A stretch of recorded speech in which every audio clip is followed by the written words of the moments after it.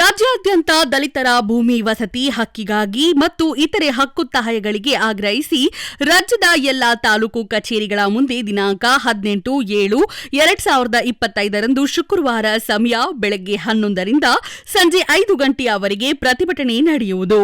ಕರ್ನಾಟಕ ದಲಿತ ಸಂಘರ್ಷ ಸಮಿತಿ ಬಾಗಲಕೋಟ ಹಾಗೂ ಬಾದಾಮಿ ತಾಲೂಕು ಪದಾಧಿಕಾರಿಗಳಿಂದ ಪತ್ರಿಕಾಗೋಷ್ಠಿ ನಡೆಸಿ ಈ ವಿಷಯಕ್ಕೆ ಸಂಬಂಧಪಟ್ಟ ಜನರು ಈ ಪ್ರತಿಭಟನೆಯಲ್ಲಿ ಭಾಗಿಯಾಗಿ ತಮ್ಮ ಸಮಸ್ಯೆಗೆ ಪರಿಹಾರ ಪಡೆದುಕೊಳ್ಳಲು ಭಾಗಿಯಾಗಿ ಪ್ರತಿಭಟನೆ ಯಶಸ್ವಿಗೊಳಿಸಬೇಕು ಎಂದು ತಿಳಿಸಿದ್ದಾರೆ.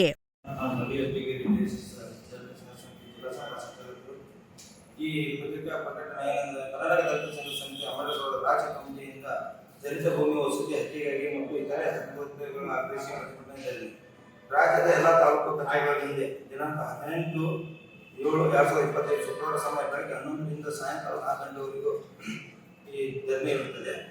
ಈ ತಾಲೂಕಿನ ಈ ಉಪಮಾಡಲು ಯಾರಾದರೂ ಜಮೀನನ್ನು ಇದು ಮಾಡ್ತಿದ್ರೆ ದಯವಿಟ್ಟು ಆ ಕಾರ್ಯಕ್ರಮಕ್ಕೆ ಬಂದ್ಕೊಂಡು ಆ ಪ್ರತಿಭಟನೆ ಧರಣಿಯಲ್ಲಿ ಯಶಸ್ವಿಗೊಳಿಸಬೇಕು.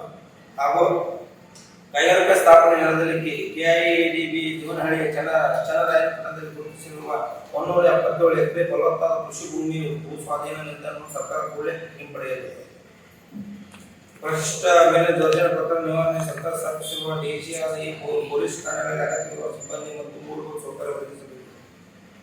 ಪರಿಶಿಷ್ಟ ಜಾತಿ ವರ್ಗ ಹಾಗೂ ಭೂಹೀನ ಸ್ಥಳ ಸಮುದಾಯಗಳ ಉಳುಮೆ ಮಾಡುತ್ತಿರುವ ಬಗರ್ ಹುಕುಂ ಸಾಗುವಳಿ ದರಖಾಸ್ತು ಮಂಜೂರಾತಿ ಸಮಿತಿನ ಕಾಲಮಿತಿ ಒಳಗೆ ಇತ್ಯರ್ಥಗೊಳ್ಳಬೇಕು. ವಿನಾಕಾರಣ ವಜಾಗೊಳಿಸುವ ಬಗರ್ ಹುಕುಂ ಸಾಗುವಳಿಯ ಅರ್ಜಿಗಳನ್ನು ಮರುಪರಿಶೀಲಿಸಬೇಕು.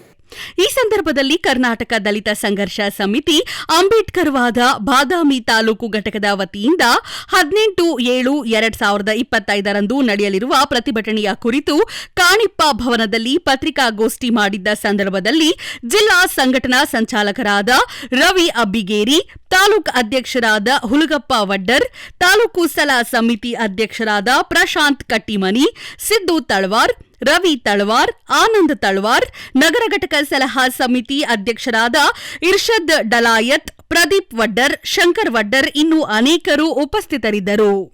ವರದಿ ವೀರೇಶ್ ವಸ್ತ್ರದ್ ಬಾದಾಮಿ.